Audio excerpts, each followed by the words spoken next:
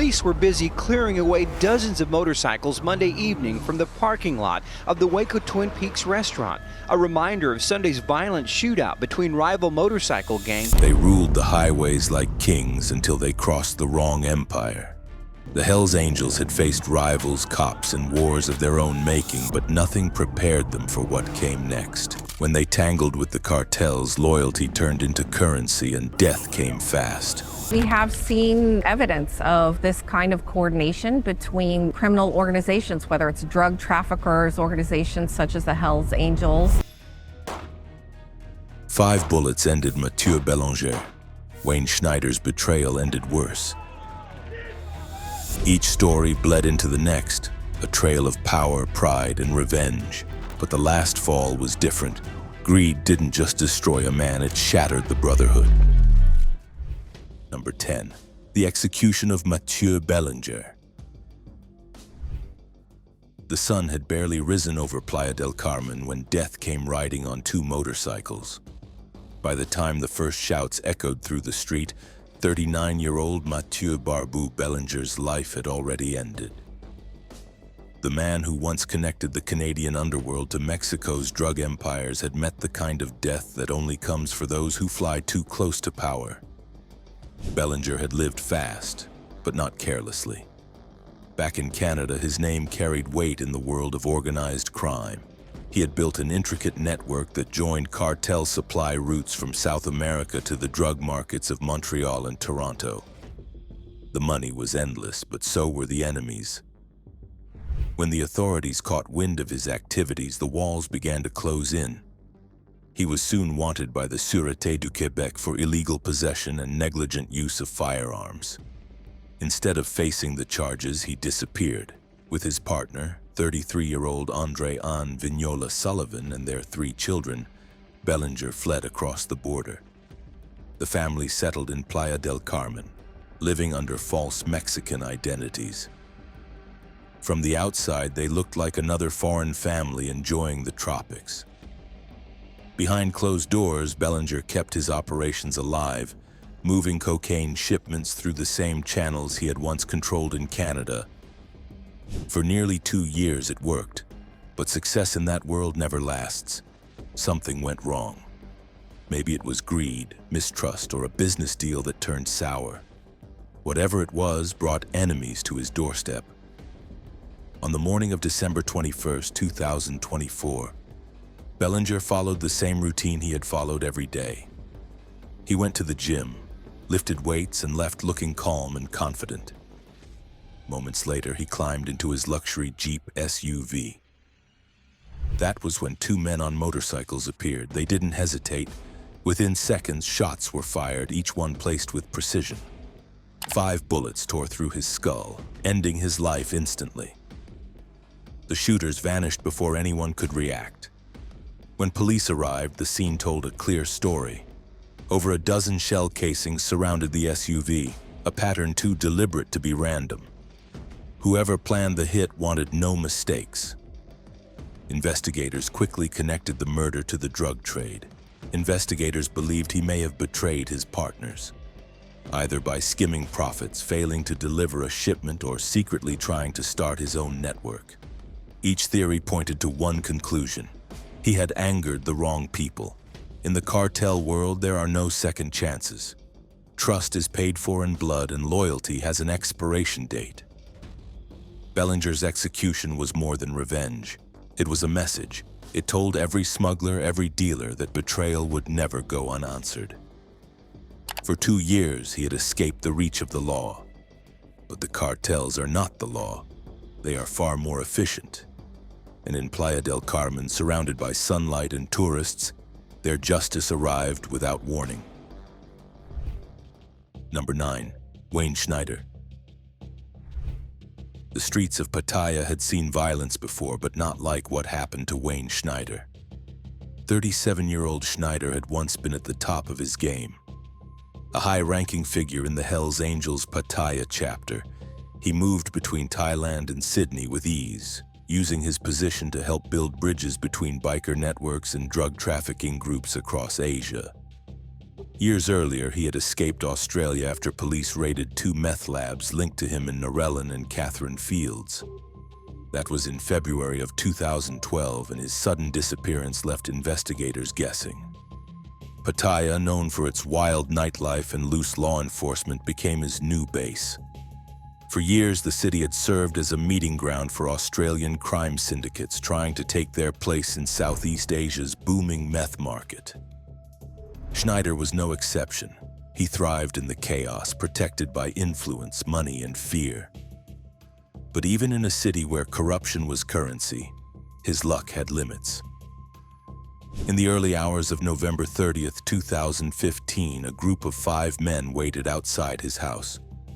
Witnesses later said they moved with quiet precision. When Schneider stepped outside, they forced him into a vehicle and drove off into the darkness. What happened next was methodical. At a rented property not far from his home, he was tied to a metal commode chair, beaten and left alone for hours.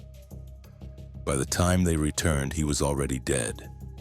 The next day, his naked body was discovered by authorities in a shallow roadside grave. The damage to his face and the broken bones in his neck left no doubt that the beating had been savage. Investigators quickly ruled out a random act of violence. This had been personal and deliberate. It was a punishment. Thai investigators traced the murder to a network involved in methamphetamine production and export. Evidence suggested that Schneider had been responsible for overseeing cartel-linked operations in the region. Somewhere along the line, something went wrong. Perhaps a shipment went missing. Perhaps money disappeared. Whatever the reason, his death was not spontaneous. It was sanctioned. A man named Antonio Bagnato, once a close associate of Schneider, was soon arrested. Witnesses placed him at the scene, and GPS data from a vehicle connected him directly to the abduction. A Thai court later sentenced him to death. However, his punishment was reduced to 3 years for assault after the murder charge was overturned. Behind the headlines, the message was clear. Schneider's fate reflected the growing influence of cartel operations in Asia. Number 8. The biker and the Iranian kingpin. Somewhere between greed, loyalty, and survival, even the most feared figures can find themselves entangled in webs far larger than they imagined. That was exactly where Hell's Angel Damian Ryan found himself, a man whose name once carried weight in Canada's underworld, now accused of stepping into the orbit of a global assassin. By the time he reached his early 40s, Ryan had already survived more than most. He had been targeted for death twice in his home province, both times narrowly escaping the same violent fate he often dealt to others. But what followed would take his reputation beyond the world of biker wars and into the dark territory of international espionage and cartel politics. Canadian authorities claim that in 2021, Ryan worked with Iranian drug lord Naji Sharifi Zindashti, a man who built his empire by smuggling narcotics and organizing contract killings across borders. Intelligence sources have linked Zindashti to Iran's government militia, using cartel networks as a cover for assassinations of political dissidents. It is said that when the Iranian regime wanted someone silenced, Zindashti was the one they called. According to investigators, Zindashti reached out from Tehran to Ryan, asking for help in arranging the murder of an Iranian dissident and another person living in Maryland.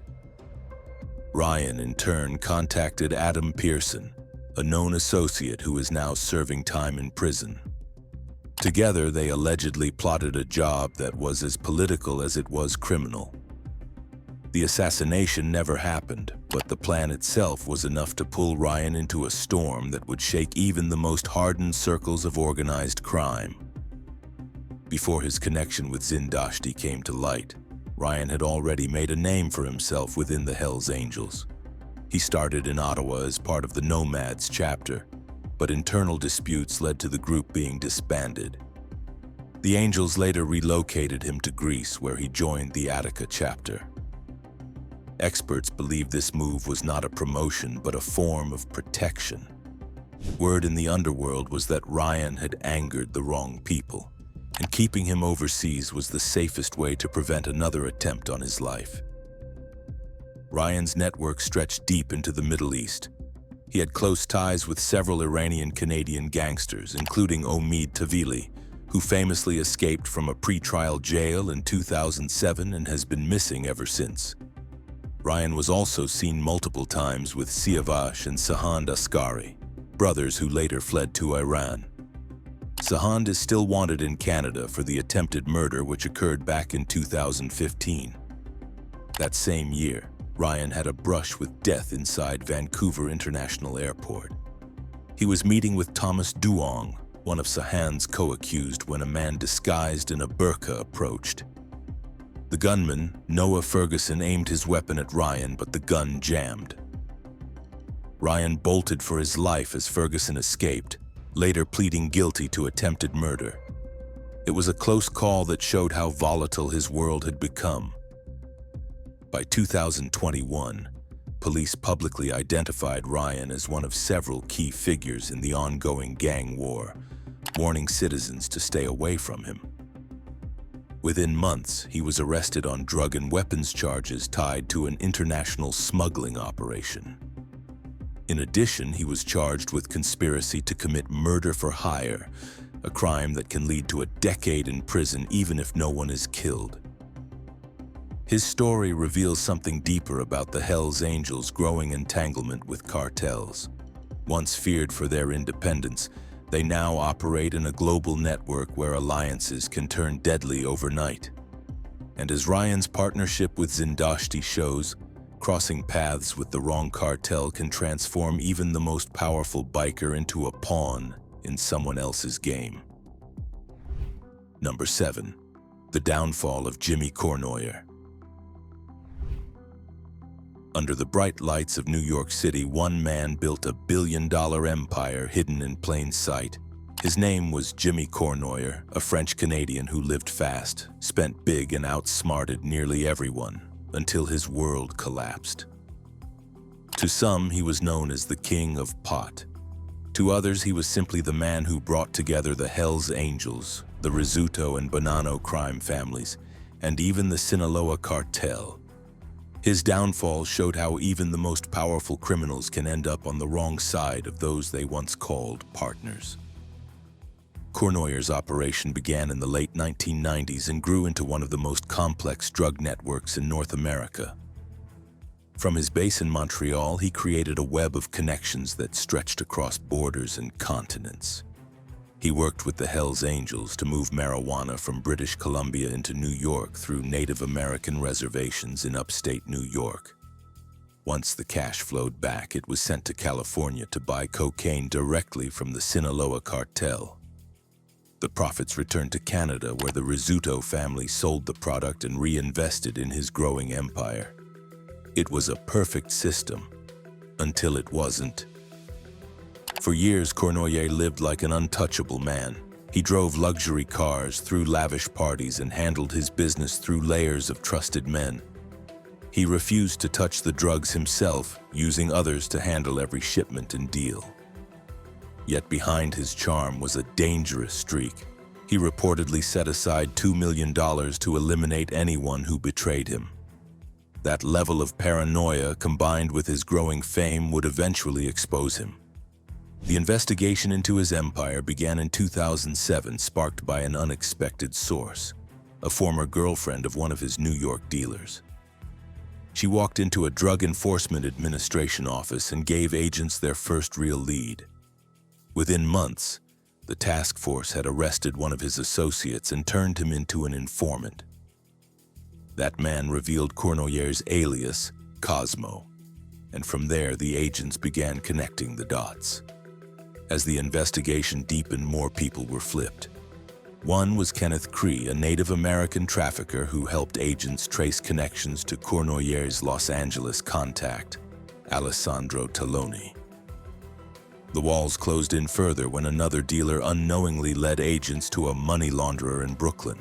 Inside her apartment, investigators uncovered evidence linking the operation to John Venizelos, a Bonanno crime family member who managed Cornoyer's New York distribution. By January of 2012, the government had enough to indict him. A month later, Cornoyer boarded a plane bound for Mexico, but his escape ended the moment he landed. Mexican authorities arrested him and handed him over to United States agents. 3 years later, in 2015, he was sentenced to 27 years in federal prison. Still, what led to his final collapse wasn't only law enforcement pressure. His close ties with the Sinaloa cartel may have also turned against him. The moment his hit fund became known, he stopped being a reliable partner and became a liability. For a cartel that valued silence above all, a man under federal surveillance was a threat too large to ignore. Number 6. Geppe Bug. On a warm August evening in 2018, chaos erupted in Guadalajara's upscale district, Mexico. Within seconds, more than 100 bullets tore through the air, leaving behind the lifeless body of a man who had once lived like a ghost between two worlds. His name was Geppe Bug, a 42-year-old Canadian with deep connections to the Hells Angels and a long trail of crime stretching back to British Columbia. Local reports described how 3 vehicles pulled up outside a luxury shopping center around 9:30 that night. Between 8 and 10 gunmen jumped out, and they opened fire without hesitation. Witnesses later told investigators that the attack lasted only moments, yet it was enough to turn the entire area into a war zone. One of Bug's Mexican-American associates and 2 innocent bystanders were caught in the storm of bullets, badly injured but alive. What made this killing more than just another cartel hit was who Buggy really was. He wasn't a local gangster or a street-level dealer. He had once operated a cryptocurrency exchange out of British Columbia, a front that authorities believed was being used to launder millions in drug money. Behind the luxury cars and designer suits, he was said to be working closely with members of the Hells Angels in drug trafficking operations that reached across North America. Bug had been living in a $5 million mansion in West Vancouver before making Mexico his base of operations. Law enforcement sources later revealed that he might have been targeted because of a betrayal within his organization, or it might have been a business deal gone wrong with a rival cartel. Whatever the reason, the scale and precision of the attack suggested that his killers wanted to send a message not just to him, but to anyone associated with his network. The fallout was immediate. Investigators traced links between Bug's business dealings, biker gangs, and cartel figures with interests in money laundering. What once looked like a financial operation began to resemble a power struggle between groups that had grown too close for comfort. For the Hells Angels, the death of Bug served as another warning of what happens when business with the cartels turns personal. Number 5. Sammy Tamuro. He thought he had escaped it all. The chaos, the enemies, the shadow of death that trailed him across borders. But fate had other plans waiting in Mexico. It was a calm December afternoon in Puerto Cancun. Inside the glass walls of the Total Sport Gym, a man in his late 30s named Sammy Tamuro was working out, unaware that 2 men on a motorcycle were closing in on him. The moment they entered the plaza, their target was clear. Witnesses later said they did not hesitate for a second. They headed straight to the gym and opened fire. Bullets tore through the air and chaos broke out inside. Tamuro was struck at least 8 times before his body hit the floor. The attackers vanished as fast as they came. Even with those wounds, Tamuro was still breathing when help arrived. Paramedics rushed him onto a stretcher and into an ambulance which took off for a private hospital. But when they arrived, the hospital staff refused to treat him. No reason was given. No one could explain why. Whether it was fear, policy, or something more complicated remains unclear. Desperate, the medics drove to a government hospital instead. But before they could get there, Tamuro's heart stopped. News quickly spread across both Mexico and Canada. The man who had been gunned down was not just any gym goer. He was a Canadian national with a long criminal history and deep connections to organized crime. Media outlets described him as a connected drug trafficker who had fled Canada in fear for his life. Back home, investigators remembered his name well. Years earlier, he had been caught in a major Montreal drug operation that exposed his ties to the Quebec Hells Angels. In 2017, he admitted to having gang affiliations and to taking more than $135,000 from drug sales. The confession landed him an 18-month sentence, though it barely slowed him down.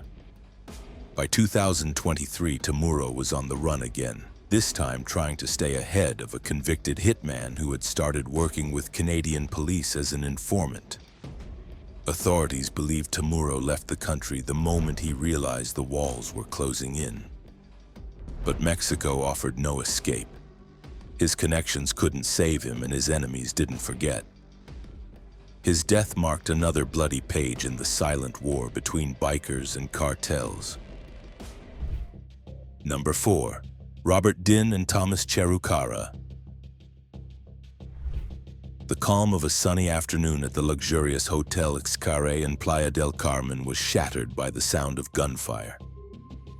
Vacationers who moments earlier were sipping cocktails by the pool suddenly dropped to the ground as panic swept across the resort. Within seconds, 2 men lay motionless while another guest cried out in pain. What had begun as another day in paradise turned into a brutal execution that exposed the deadly web connecting Canadian gangs to one of Mexico's most dangerous cartels. Security footage later showed the attacker walking briskly across the floor of the resort, dressed in a gray tracksuit and holding a handgun. The gunman's precision made it clear this was not a random act of violence. It was a planned hit. Authorities later identified the victims as 2 Canadian nationals with deep ties to organized crime.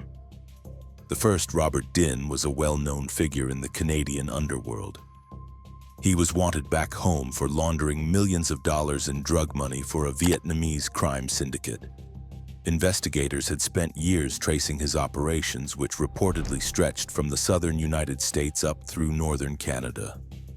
By 2019, the Royal Canadian Mounted Police had placed him on their wanted list. They even offered a $50,000 reward for information leading to his arrest. Din, however, had vanished years earlier after reportedly fleeing to Vietnam in 2013. The second victim, Thomas Cherucara, had his own long criminal history. In 2015, he was arrested during a 2-month undercover operation that uncovered a stash of cocaine, MDMA, and phenacetin worth more $100,000. But that was only one part of his record. He had also been linked to robberies, illegal weapons possession, and false identity documents. Mexican officials described him as an alleged member of the Hells Angels, a group already known for its growing presence in Latin America's underground drug markets.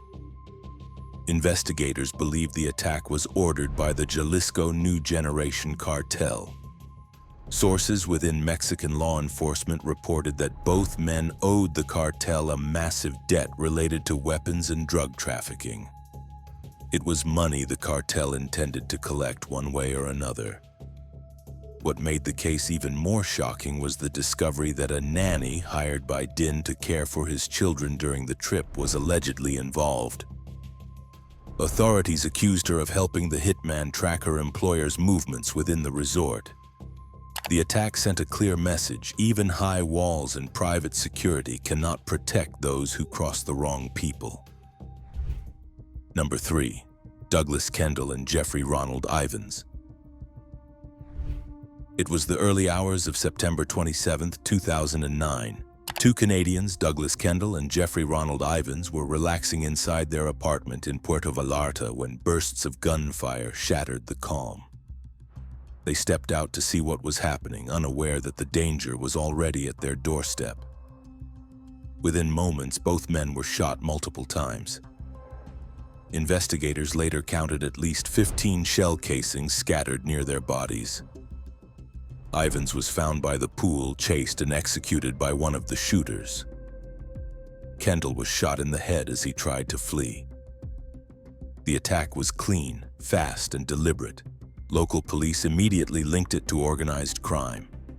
Back in Canada, law enforcement confirmed both men were known to gang and drug units. Ivans had once been convicted of possession for the purpose of trafficking in Kamloops in 2002. To many who knew them, the trip south had always sounded suspicious. A close friend of Ivans later revealed that he had gone to Mexico to work construction jobs tied to the Hells Angels. The friend said he had warned him not to get involved, but Ivans wouldn't listen. Officially, the Hells Angels denied that either Kendall or Ivans were members, yet rumors spread fast. Some said the two men were working under the radar, possibly as associates involved in a deal that went sideways. Friends described them as restless and tense in the weeks before they left.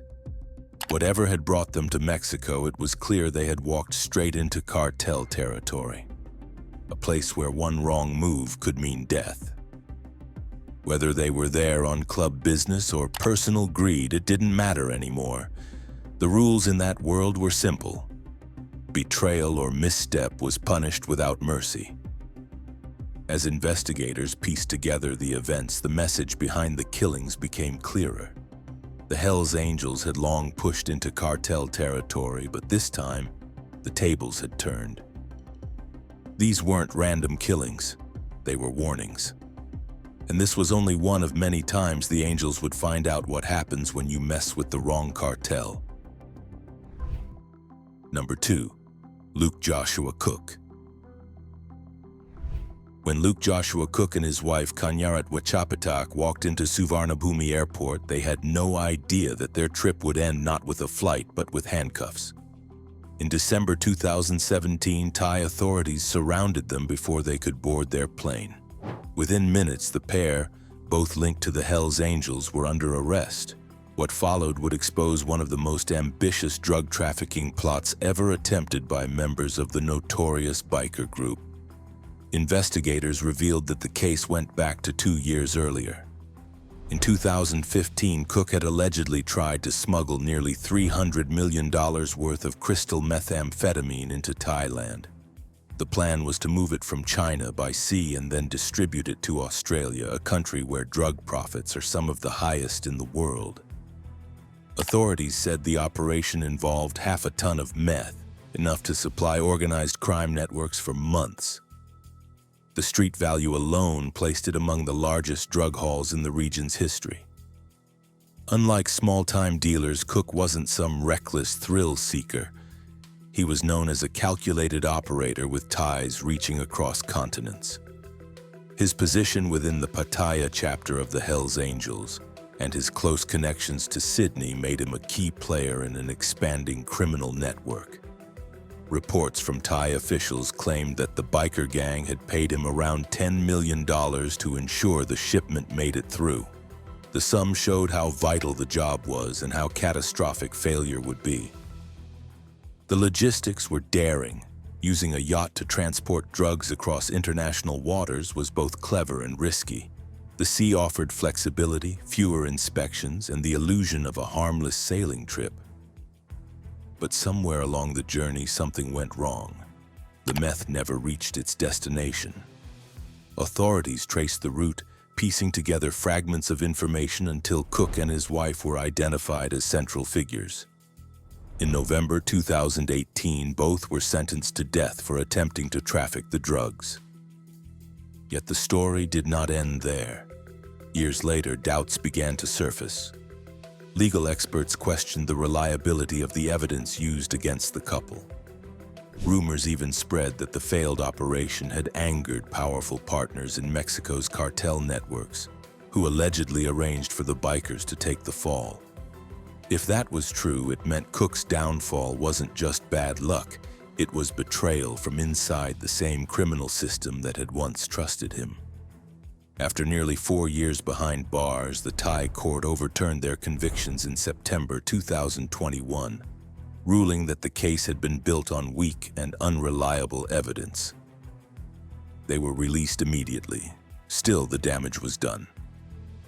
Millions in cartel money had vanished, reputations had been ruined, and the fragile alliances between biker gangs and cartels had been shaken once again. Number 1. Paul Dere. Paul Dere had everything: power, money, and control. But it all vanished in one night. Dere wasn't just another outlaw biker.